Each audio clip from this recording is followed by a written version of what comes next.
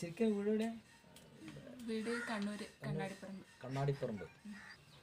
എന്നിട്ട് എങ്ങനെയുണ്ട് അസുഖം ഇവിടെ വന്നിട്ട്? ഇവിടെ വന്നിട്ട് നല്ല മാറി. ഇങ്ങനെയൊന്നും അല്ലായിരുന്നു വന്നത്. ഇപ്പം നല്ല സുഖം. ശരിക്കും എന്തായിരുന്നു അസുഖം? ശരിക്കും എനിക്കൊരു ഗ്രോത്ത് ആയിരുന്നു, ബോണിന്. അപ്പോൾ അത് കാരണം ഞാൻ ഭയങ്കരമായിട്ട് നടക്കാനും പറ്റില്ല, ഇരിക്കാനും പറ്റില്ല, ഒന്നും പറ്റില്ലായിരുന്നു. എനിക്ക് എക്സാമെല്ലാം എങ്ങനെയല്ലോ തള്ളി നിൽക്കുകയാണ്. ഇങ്ങോട്ടേക്ക് എങ്ങനെയോ എത്തിപ്പെട്ടു. ഇവിടെ വന്ന് ഇപ്പം എത്ര ദിവസമായിപ്പോൾ? ഒരു മാസം. ഒരു മാസമായില്ലേ? നല്ല മാറ്റം ഉണ്ട്. നല്ല മാറ്റം. പിന്നെ എക്സ്റേ എടുത്ത് വെക്കുമോ? എക്സ്റേ. അപ്പോഴോ? പിന്നെ ഗ്രോത്തിൽ കുറച്ച് ഗ്യാപ്പ് വന്നിട്ടുണ്ട്. അതുകൊണ്ട് വേദനയൊക്കെ മാറി. അത് കൂടുതൽ വളർന്നിട്ടില്ല? ഇല്ല കൂടുതൽ ഉള്ളത്. ഇപ്പോൾ ബോഡിക്ക് പ്രശ്നമൊന്നുമില്ല. ഓക്കെ. ഇനി അലോപ്പതി ചെയ്തു. അപ്പോൾ കംപ്ലീറ്റ് റെസ്റ്റ്, കിടന്നെടുക്കുന്ന എണീക്കരുത്, അങ്ങനെ എന്തൊക്കെയോ പറഞ്ഞു. അത് വേറെ ട്രീറ്റ്മെൻറ്റ്, ആയുർവേദ ട്രീറ്റ്മെൻറ്റ് ചെയ്തിരുന്നു. കുറേ കഷായം കുടിച്ചിരുന്നു, ഒരു മാറ്റം ഉണ്ടായില്ല. എവിടെയൊക്കെയാണ് വേദന ഉണ്ടായിരുന്നത്? വേദന സൈഡിൽ, ഹിപ്പ് തൊട്ടിട്ട് താഴെ വരെ വേദനയായിരുന്നു. ചെരിവ് ഉണ്ടായിരുന്നു രണ്ട് ഭാഗത്തേക്ക്.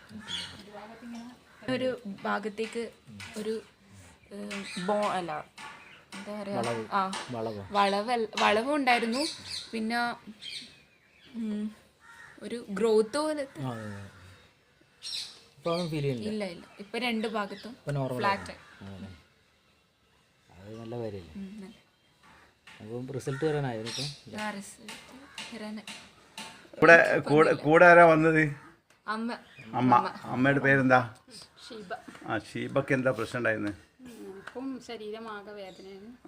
ഇപ്പോൾ ഇവിടെ ഒന്ന് ഒഴിച്ച് ചെയ്തുകൊണ്ട് വേദനയെല്ലാം നല്ലോണം മാറി. ഇതിന് മുന്നേ എന്താ ചെയ്തിരുന്നു? ഇതിന് മുന്നേ ഡിസ്കിന് ഓപ്പറേഷൻ ചെയ്തിരുന്നു. പിന്നെ കുറേ കഷായവും മരുന്നുകളും കുറേ കുടിച്ചിരുന്നു. എത്ര വർഷം മുന്നേ ഓപ്പറേഷൻ ചെയ്ത്? 12 വർഷം മുന്നേ ഓപ്പറേഷൻ ചെയ്തു. പിന്നെ വേദന മാറിയിട്ടില്ലേ? പിന്നെയും ആദ്യം വേദനയെല്ലാം വന്നു. പിന്നെ അപ്പോൾ വേദന മാറാൻ വേണ്ടി ഡോക്ടറെ കാണിച്ചിട്ട് മരുന്ന് കഴിക്കും. അങ്ങനെയുള്ള ഇപ്പം എന്താ സ്ഥിതി? ഇപ്പം നല്ല മാറ്റം തന്നെ. വേദന ഉണ്ടോ? ഇപ്പോൾ ഇപ്പം വേദനയൊന്നുമില്ല. വേദനയില്ല. ഇപ്പം മോളെ കാര്യം എന്താ? മോൾക്കും ഒരുപാട് ബെറ്ററായി.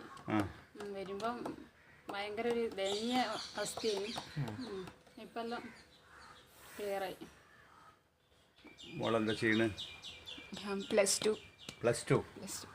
നമ്മളൊരു വെക്കേഷന് വന്ന ഒരു അവസ്ഥ ഉണ്ടായിട്ടുള്ള. വെക്കേഷൻ തറവാട്ടിലേക്ക്